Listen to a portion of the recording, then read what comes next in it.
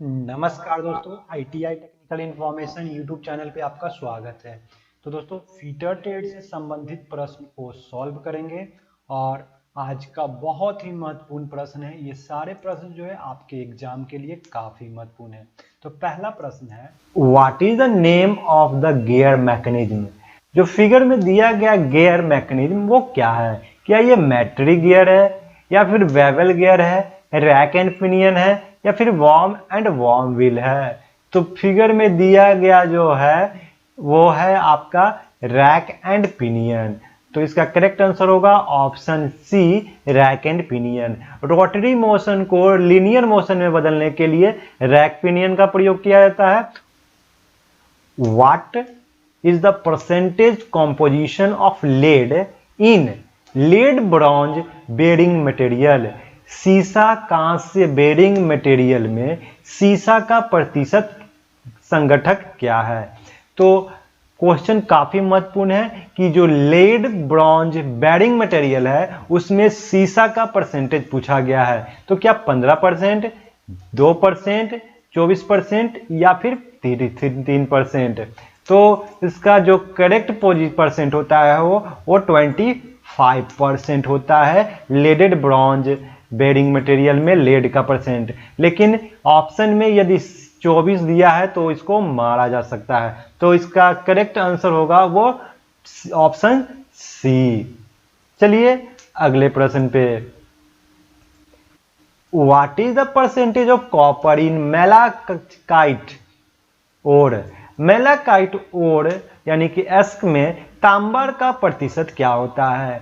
तो मेलाकाइट ओर जो है जिसमें क्या 2%, 3%, 55% या फिर 8%? तो मेलाकाइट में जो परसेंट होता है वो कॉपर का वो 55% होता है। तो ऑप्शन सी इसका करेक्ट होगा 55%। वहीं पायराइट में जो है, पायराइट से जो है कॉपर प्राप्त किया जाता है वो 32% किया जाता है। चलिए अगले प्रश्न पे, Which metal is basically an alloy of copper and tin? कौन सी धातु मूल रूप से तांबा और टीन की मिश्र धातु है? तो काफी महत्वपूर्ण प्रश्न है और बार बार पूछा गया है आपके एग्जाम में। तो ये क्या लेड है, ब्रास है, मुंज है या फिर ब्रॉन्ज है? तो कॉपर एंड टीन मिलकर जो मिश्र धातु बनाती है वो है ब्रॉन्ज यानी कि कांसा। तो ऑप्शन डी इसका करेक्ट होगा। चलिए अगले प्रश्न पे,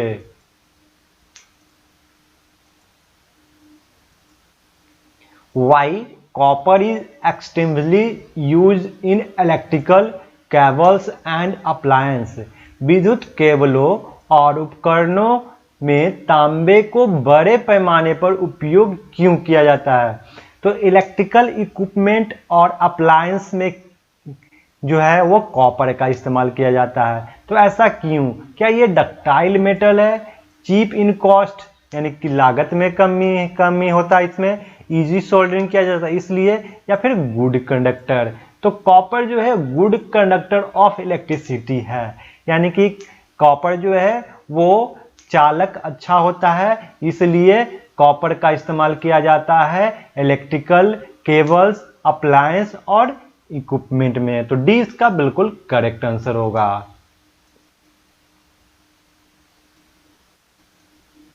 अगला प्रश्न है, which metal is extracted from cassiterite. Cassiterite से किस धातु से निकाला जाता है? तो कैसिटेराइट से कौन सा धातु निकाला जाता है? क्या टीन, लेड, कॉपर या एल्युमिनियम? तो कैसिटेराइट से जो निकाला जाता है वो है टीन। तो इसका करेक्ट आंसर होगा option A, tin.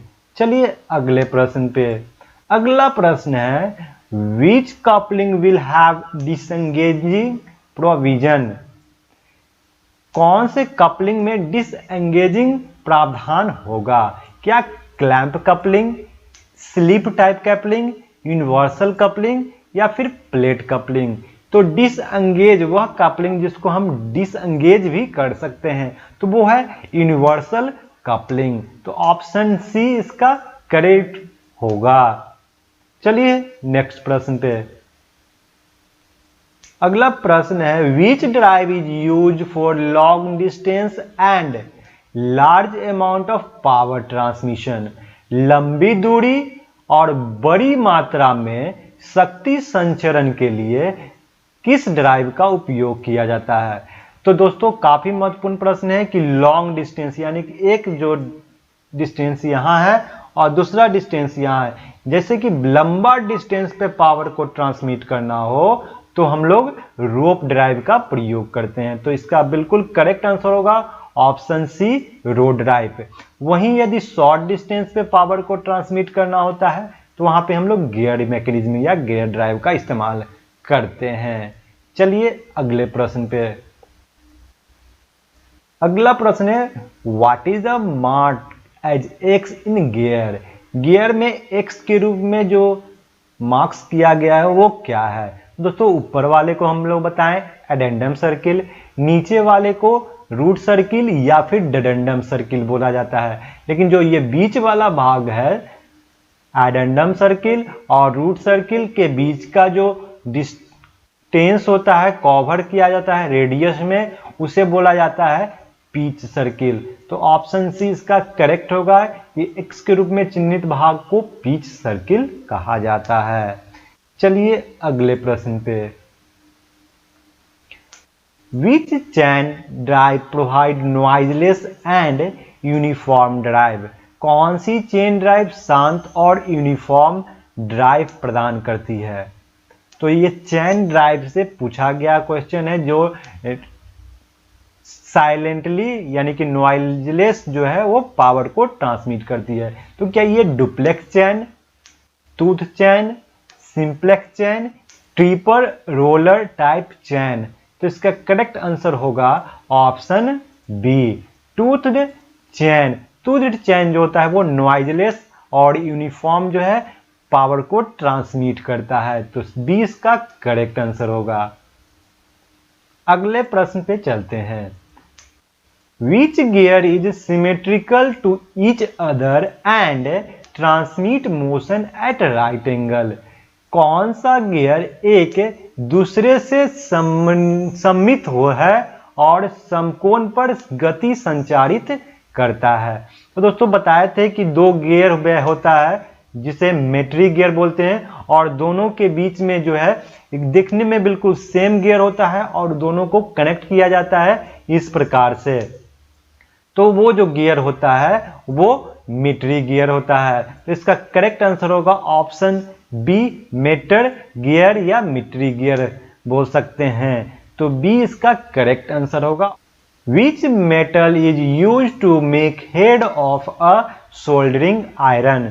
Soldering iron का सिर बनाने के लिए किस धातु का उपयोग किया जाता है। तो सोल्डरिंग आयरन का सिर बनाना है, हेड बनाना है, तो क्या ब्रॉन्ज का इस्तेमाल करेंगे, लेड का, ब्रास का या फिर कॉपर का। तो इसका करेक्ट आंसर होगा option D copper. Soldering iron का हेड बनाने के लिए कॉपर का ज्यादातर इस्तेमाल किया जाता है। चलिए अगले प्रश्न पे। What is the marked as X in gear। Gear में X रूप में चिन्हित भाग का नाम बताइए। तो ये गियर का X ये वाला भाग पूछा गया है, तो इसे क्या कहते हैं, फ्लैंक, टॉपलैंड, फिलेट या फिर फेस बोलते हैं। तो इस प्रश्न का बिल्कुल करेक्ट आंसर होगा option B top land. Top land है ये, वही पूछा जाता है फेस। तो फेस क्या होता है, जो यहाँ पे वेवल्ड एज सरफेस होता है इसी को फेस बोला जाता है। और रूट सर्किल, पिच सर्किल और ये चीज आपको पहले ही बता दिया गया है। तो दोस्तों यदि आप इसका पीडीएफ चाहिए तो आप टेलीग्राम ग्रुप ज्वाइन कर लें, और यदि आप अभी तक आपने चैनल को सब्सक्राइब नहीं किया है तो आईटीआई टेक्निकल इंफॉर्मेशन चैनल को आप सब्सक्राइब भी कर लें। चलिए अगले प्रश्न पे। How the shifting of belt enabled from fast to loose pulley. कैसे फास्ट से लूज पुल्ली में बेल्ट की शिफ्टिंग की जाती है। तो बेल्ट क्या होता है कि उसको फास्ट पुल्ली से लूज पुल्ली पर ट्रांसमिट किया जाता है, शिफ्ट किया जाता है। तो क्या by crown face of pulley, pulley के क्राउन फेस के द्वारा, by sliding the loose pulley की थोड़ा सा स्लाइड करके या खिसका करके, या फिर by adjusting the tension of belt, belt के तनाव को एडजस्ट करके, या बाई बेल्ट ड्रेसिंग, बेल्ट को ड्रेसिंग करके। तो इसका करेक्ट क्या आंसर होगा कि फास्ट पुल्ली से लूज पुल्ली को बेल्ट पे लाने के लिए by adjusting the tension of belt, belt के टेंशन को क्या करेंगे, तनाव को एडजस्ट करके जो है हम शिफ्ट करेंगे बेल्ट को फास्ट पुल्ली से लूज पुल्ली पे। चलिए अगले प्रश्न पे।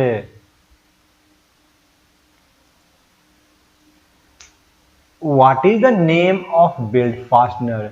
तो दोस्तों फिगर में जो दिया गया है बेल्ट फास्टनर वो कौन सा है? क्या ये वायर टाइप बेल्ट फास्टनर है, लॉगरेल टाइप के बेल्ट फास्टनर है, या क्रिसेंट प्लेट बेल्ट फास्टनर है, या फिर जैक्सन टाइप बेल्ट फास्टनर है? तो फिगर में दिया गया belt fastener wire type belt fastener है।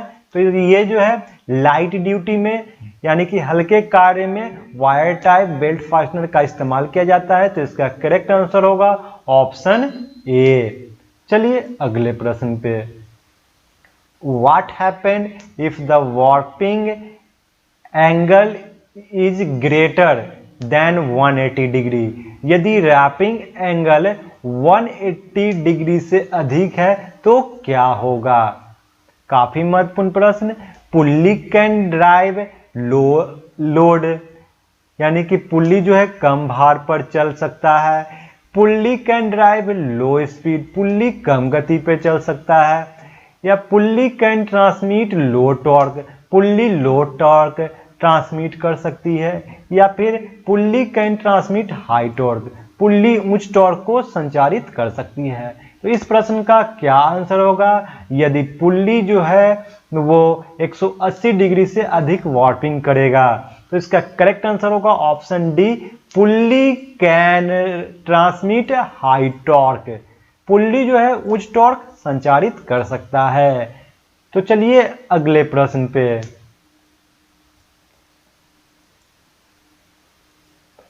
Where helical gear are used?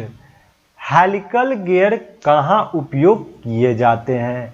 क्या लेथ मशीन में, ड्रिलिंग मशीन में, ग्राइंडिंग मशीन में, या ऑटोमोबाइल व्हीकल्स?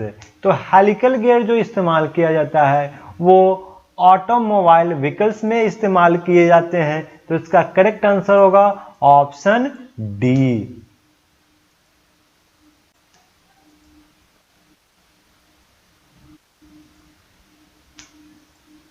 चलिए अगले प्रश्न पे। Where the universal coupling used? Universal coupling कहाँ उपयोग किया जाता है? तो यूनिवर्सल कपलिंग का इस्तेमाल कहाँ कहाँ किया जा सकता है? क्या टेक्सटाइल मिल में, लार्ज एंगल ड्राइव बड़े कोण ड्राइव के लिए, ऑटोमोबाइल व्हीकल्स, या फिर इंजीनियरिंग मशीन? तो यूनिवर्सल कपलिंग का इस्तेमाल जो है ज्यादातर इस्तेमाल किया जाता है वो ऑटोमोबाइल व्हीकल्स में। तो इसका करेक्ट आंसर होगा ऑप्शन सी, ऑटोमोबाइल व्हीकल्स। चलिए अगले प्रश्न पे। अगला प्रश्न है what is the element of gear marked as X? ये जो गियर में एक्स के रूप में यहाँ पे दिया गया है उसे क्या कहा जाता है? तो दोस्तों बताइए, क्या ये पिच लाइन है, या फेस विथ है, एडेंडम सर्किल है, या फिर डिडेंडम सर्किल है? अभी हम लोगों ने इसके नोमेनक्लेचर को क्लियर किया था कि ऊपर वाले भाग को लैंड बोलते हैं और जो बेवेल्ड एज भाग होता है उसको फेस विथ बोला जाता है, और ये जो सर्किल ऊपर में होता है इसे एडेंडम सर्किल बोला जाता है। बीच वाला सर्किल को बोला जाता है पिच सर्किल, और नीचे वाले सर्किल को रूट सर्किल या डेडेंडम सर्किल बोला जाता है। और इसमें पिच होता है वो क्या होता है, यहां से इसके एक दांत से इसके सन्निहित दूसरे दांत का जो डिस्टेंस होता है उसको पिच बोला जाता है। तो काफी महत्वपूर्ण नोमेनक्लेचर है इसके गियर के, और इस प्रश्न का करेक्ट आंसर होगा ये जो है एडेंडम सर्किल है। तो सी इसका बिल्कुल करेक्ट आंसर होगा। तो दोस्तों यदि इस प्रकार के पीडीएफ चाहिए तो आप टेलीग्राम ग्रुप ज्वाइन कर सकते हैं। और यदि आप अभी तक ITI technical information Telegram group, WhatsApp group और फेसबुक ग्रुप ज्वाइन नहीं किया है तो ज्वाइन कर लीजिए। और डिस्क्रिप्शन में लिंक दिया गया है। और वीडियो को लाइक और शेयर करना ना भूलें। और चैनल पर नए हैं तो चैनल को सब्सक्राइब कर दीजिए, बेल आइकन को प्रेस कर दीजिए ताकि आपको इससे जुड़ी हुई नोटिफिकेशन और इन्फॉर्मेशन सबसे पहले आपको मिले। तो चलिए फिर मिलते हैं इसी प्रकार के नए और ज्ञानवर्धक वीडियो में। तब तक के लिए जय हिंद।